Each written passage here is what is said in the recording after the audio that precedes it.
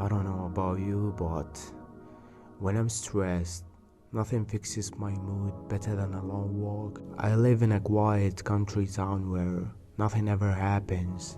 The most exciting thing, a farmer finally catching the fox that's been hunting his chickens. It's peaceful and safe. At least, that's what I thought. That night, I needed the walk more than ever. Work was a fucking nightmare. My mind was a mess and my breakup had me spiraling. My head felt heavy. I just needed to breathe, so I went out. It was a warm summer night, full moon, clear sky, no wind. The only sound, the distant buzz of insects, and my footsteps tapping against the pavement. Then I felt it. A cold fucking breeze. What the actual fuck? It had been warm just a second ago. I ignored it, kept walking. Maybe my mind was playing tricks on me. Maybe I was just tired. But then, fuck me, come the footsteps. At first, I thought it was an echo, but no. These were different. They were off, deliberate, heavy, and they were matching mine. Fuck. I didn't dare look back because I knew the stories. The sheep man, a fucked up legend whispered in my town. They said it appeared when you were at your lowest, when your mind was weak, your heart broken. It fed on fear. And if you saw its face, you'd be dead in 3 days. Heart attack? Suicide vanished without a trace. I wasn't about to taste that shit. I quickened my pace, the footsteps followed faster, heavier. My breath hitched, my skin crawled. Every instinct in my body screamed, run. But running was worse. If I ran, it would follow me home. So I fucking stopped. And so did the thing. The air was dead. No crickets, no wind, just waiting. I had two choices. Run and risk bringing the thing with me. Or turn around. But I knew the fucking rule. Don't look at his face. Slowly, so fucking slowly I turned, keeping my eyes low. And I saw them. Legs. Human shape, but long, too long, wrong, bent backward. Like a sheep's with a pale sinewy skin, stretched impossibly thin. Hooves scraped against the pavement, shifting slightly. Then the smell hit me. It wrapped around my throat, squeezing, suffocating, and the shape, it wasn't just a monster, it was familiar. Disturbingly familiar. Its frame, thin, delicate. The way it stood, slightly hunched, as if unsure of itself.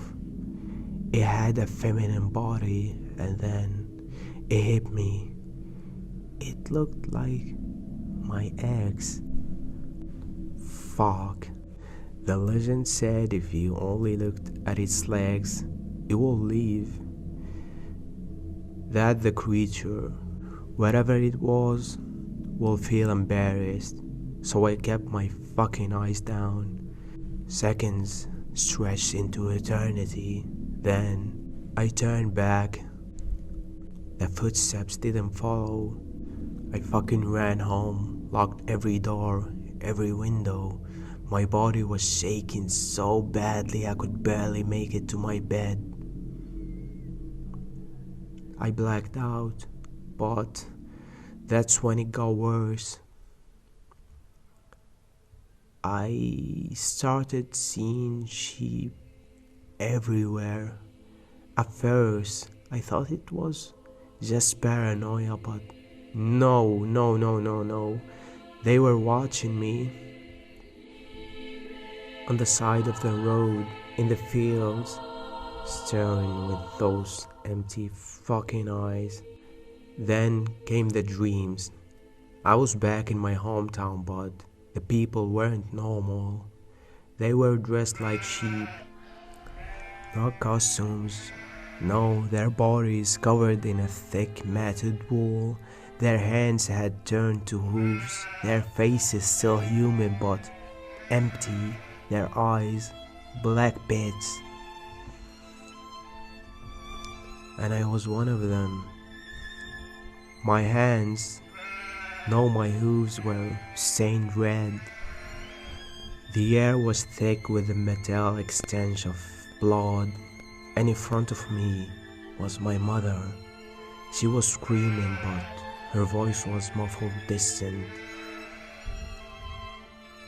And the others, my friends, my neighbors, they swarmed her like animals. Their hooves turned to hands. They dragged her down. She fought, kicking, clawing, but it didn't matter. They pinned her down, their faces blank, expressionless, and then they ripped her apart. I saw hands plunging into her stomach. I saw hands plunging into her stomach, pulling out wet, glistening pieces of flesh. I saw hands plunging into her stomach, pulling out wet, glistening pieces of her stomach. Her ribs cracked under pressure. Someone grabbed a handful of her hair, yanking her head back, exposing her throat, and a knife, jagged, sawed through her neck. Her blood splattered into my face. I wanted to scream, but nothing came out. It was like the creature wanted me to witness it, like it was forcing me to watch. My mom's eyes locked into mine, her mouth open, forming words, but I woke up before I could hear them. I woke up. It was all a dream, a very bad dream. Then I smelled eggs and coffee, the distant sizzle of a pen. I forced myself out of bed, still shaking, my body heavy and weak, like I hadn't moved in days. My mom stood in the kitchen, flipping eggs, humming like nothing was wrong. I sat at the table watching her, the weight of last night pressing against my skull. She turned, giving me a small smile. Darling, you slept like a baby last night, she said. I was calling you for dinner, but you never came down. What the fuck? So that's mean I never went for a walk in the first place. I blinked. Dinner. I couldn't even get into bed. I rubbed my temples, my head pounding before the words slipped out like a reflex. Mom, do you remember the old timer that used to tell crazy story to younger kids? She frowned, her smile flattered. Sweetheart, what are you talking about? There's no old timer in this town who used to tell stories like that. No, that couldn't be right. I saw him, I spoke to him. The human brain doesn't make up faces from nothing, so where the fuck did I see him before? And at that point, I couldn't separate dreams from reality. So the sheep man takes the form of your deepest fear. It forces you to face it. And I've always had a weird fucking fear of sheep. So it becomes that, huh? It wasn't just a creature, it was a reflection, a test. And when I moved on, it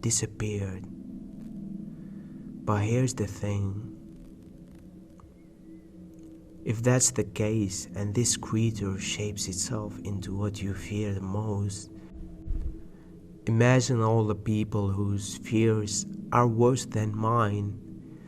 What the fuck does it look like for them? The sheep man is an entity, something that changes depending on who sees it. To me, he appears as the sheep man, but others have given it different names, different faces. For me though, he takes the shape of my worst fears. Losing my mother and the fear of being trapped in a small town forever. The air is thick with the stench of cow shit and sheep houses. A scent that clings to me like a warning. And worst of all, he forces me to face the one thing that I never wanted to confront. What happens when I finally leave my mother behind? I met Effie not long after. She was new in town, quite smart, beautiful. She made me forget all the shit that I went through, made me feel normal again, like I wasn't losing my fucking mind. Last night, Effie called me. She hesitated, then, Babe, can you come pick me up? Please, I think someone is following me. Please, babe, can you come pick me up? Please, babe, can you come pick someone is following me? my stomach dropped. I swallowed hard. Effie, did you look at his face?